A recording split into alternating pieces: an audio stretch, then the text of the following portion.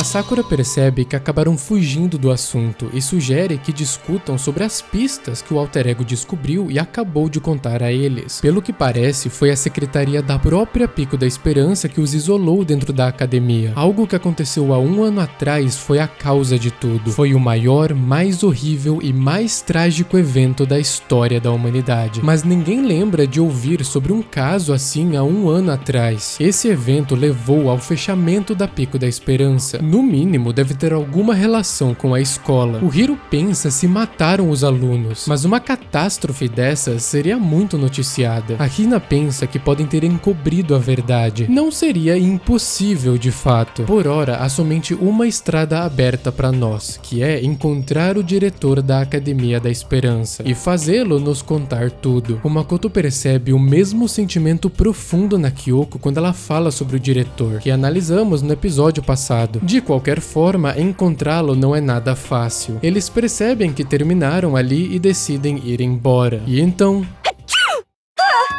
a Toko volta para sua personalidade depressiva e percebe que sua outra personalidade não seguiu as ordens do Byakuya, mas não parece desgostar da ideia dele ficar com raiva dela. Depois dessa, todo mundo sai dali imediatamente. Do lado de fora, alguém estava esperando por eles. É o Monokuma e ele está com muita raiva. Não é sobre a porta da diretoria e nem por eles estarem todos dentro do banheiro. Quem com ferro fere, com ferro será ferido. É o que ele pediu para gravarem na mente, olho por olho, presa por presa. E assim, do nada, vai embora. Sobre o que será que ele está falando? A Sakura pensa. Chega a 10 horas da noite e então começou o período noturno. A Celeste quem sugeriu a regra deles de ninguém poder sair de noite, mas ela não está mais conosco. A Hina sugere que seria melhor continuarmos assim e ninguém discorda. Nesse caso, hora de todos irem pra cama. Todos voltam para os seus quartos. O Makoto fica perdido nos seus pensamentos, o que aprendeu do alter ego, o plano da Pico da Esperança, a tragédia de 1 ano atrás e o diretor ser o mestre do jogo. Esses mistérios o preocupa, mas precisa tentar desvendá-los pouco a pouco. A estrada será longa e árdua, mas não temos outra escolha. Agora são 7 da manhã e o período noturno se encerrou. Antes de mais nada, Makoto vai em direção ao refeitório. Ele encontra o Hiro nos corredores. O Hiro menciona que a Kyoko estava aqui agorinha. Ele diz que briga de casal é uma porra, não encurta só as suas vidas, mas as dos outros também, e pede pro Makoto dar um jeito nisso. Parece que todos estão cientes que a Kyoko e o Makoto estão meio brigados. Ele encontra a Hina nos corredores também, que disse a ele que o achou legal ontem, quando disse que o alter ego era seu amigo. A Hina pensou o mesmo, mas nunca sabe como dizer o que pensa, então ficou feliz que o Makoto disse por ela, e agradece. Ela diz que o Makoto geralmente é tipo totalmente normal, mas quando chega a hora,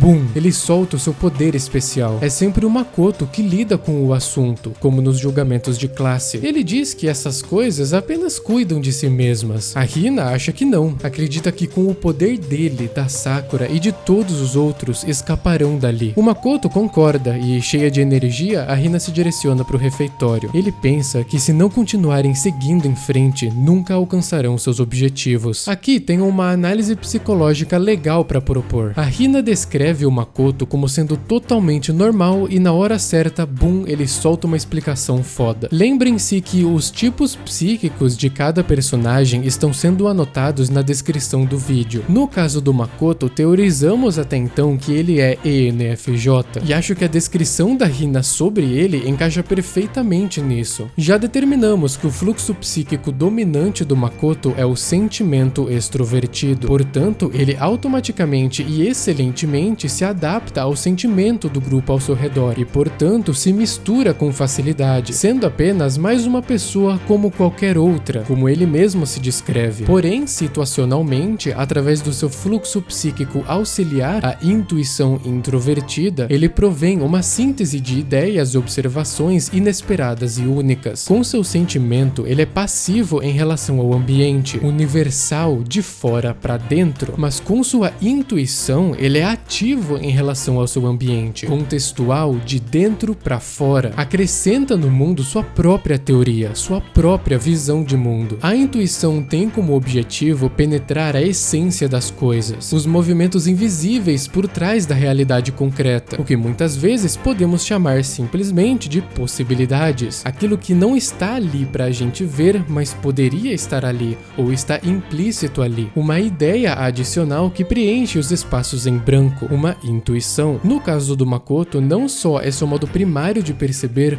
como também é introvertido, ou seja, sua fonte é primariamente interna. Cria, como o fogo, a sua própria chama, sua própria substância, fazendo a si mesmo as perguntas que considera fundamentais. Por isso, para os outros, costuma vir como um boom do nada, porque nada no ambiente sugeria esse pensamento. Veio totalmente do próprio Makoto, de sua própria reflexão. Em vez de tirar sua visão da realidade, ele afirma a sua própria visão na realidade. Vamos dar um passo para trás quanto à intuição do Makoto e voltemos a seu sentimento. Perceba que a Hina, uma provável ESFP, que possui o fluxo do sentimento introvertido, descreveu ter dificuldades em compartilhar o que pensa, ou melhor, nesse caso, o que sente, sobre a questão do alter ego. Realmente o considera um amigo, mas não achou a melhor forma de apresentar e explicar esses sentimentos para os outros. Foi surpreendida que o Makoto sentiu o mesmo que ela, e ao contrário dela, chamou a atenção de todos e explicou perfeitamente seus sentimentos em relação a considerar o alter ego nosso amigo, apesar de ser uma inteligência artificial. Isso, claro, porque o Makoto é dominado pelo fluxo do sentimento extrovertido e, portanto, expressar seus sentimentos de maneira palatável e compreensível para os outros é um de seus pontos fortes. Tenho uma última coisa para pontuar sobre o Makoto. A Hina aponta para o Makoto que é sempre ele que resolve as coisas, que lida com os problemas, como nos julgamentos de classe. A resposta dele foi que essas coisas apenas cuidam de si mesmas. Ali que a Hina discordou, dando ênfase e mérito para o esforço individual do Makoto e dos outros também. O que o Makoto disse pode ser interpretado como um simples gesto de humildade, mas eu acho que dá para extrair mais disso aí. Se formos analisar as implicações psicológicas do que ele disse, ele não sente que tudo que ele fez pelo grupo até então foi uma questão de esforço pessoal, isto é, de escolha individual. Se as coisas apenas cuidam de si mesmas, então é como se na mente dele ele estivesse holisticamente juntando todas as pessoas e o universo em um todo, e que esse próprio todo, jogando pelas suas regras, fazem as coisas ficarem bem no final. Se ficou filosófico demais minha explicação, eu vou resumir o que eu quero dizer. O Makoto pensa que, ao invés de ser mérito pessoal, as coisas simplesmente respiraram para aquilo acontecer. Pelo menos essa é a ênfase que a fala dele sugere, que ele reagiu à situação e agiu da única maneira possível dele agir no momento, como se o mundo externo que o compelisse e o informasse quanto a quais ações tomar, não num sentido metafísico, mas como uma inevitabilidade comportamental. Algo aconteceu e ele reagiu em resposta ao universo na mais perfeita naturalidade possível. Se as coisas apenas cuidam de si mesmas, ele colocou as coisas e ele mesmo no mesmo barraco, no sentido de que o próprio ambiente já diz e mostra a ele o certo a se fazer, e ele faz automaticamente, de forma reativa. Por isso, não sente que, uau, foi graças ao meu grande esforço pessoal que conseguimos. Algo que você consegue facilmente imaginar vindo do Byakuya, um ENTJ,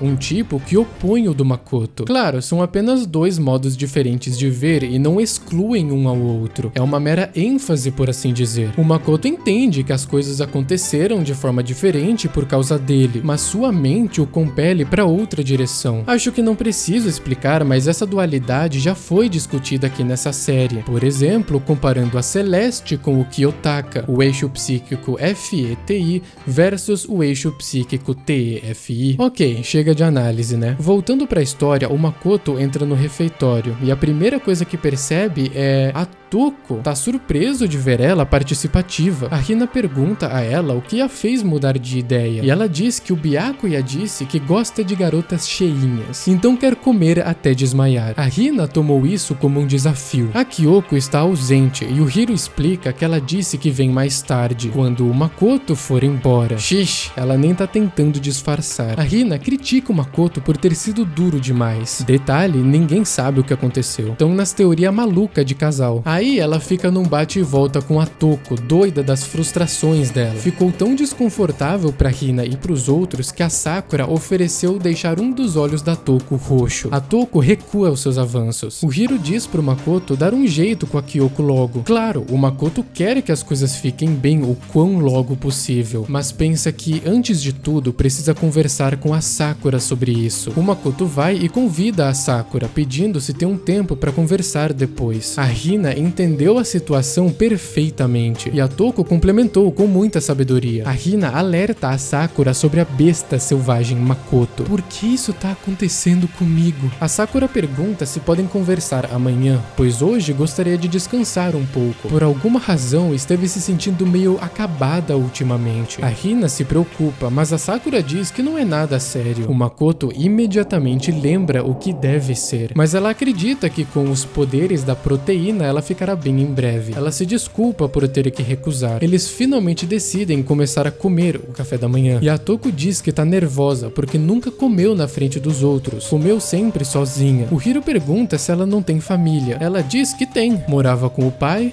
a sua mãe e a sua mãe. 2 mães? Assuntos de família. O Makoto come o mais rápido que pôde, provavelmente para fugir desse café da manhã cheio de maluco cansativo, e volta pro seu quarto. Terá que esperar amanhã para confrontar a Sakura. E então começa o tempo livre. O momento da história em que escolhemos um personagem pro Makoto conversar e conhecer, e para nós nos aprofundarmos em seu tipo psicológico. E o personagem que eu escolhi dessa vez foi... Descubra no próximo episódio.